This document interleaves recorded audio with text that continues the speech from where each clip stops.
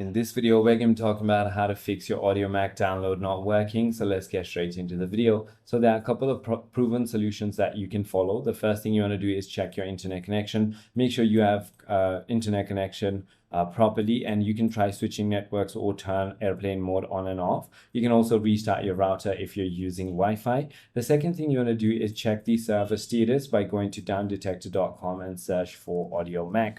Once you simply go ahead and do so, if there is an outage, you'll just have to wait and try again later. Always make sure that you have sufficient space or storage space on your phone in order to go ahead and use it, and always make sure that all the permissions are allowed for the application. If you're on an Android device, you can simply go ahead and head into settings, apps, Audiomack, storage, and clear cache.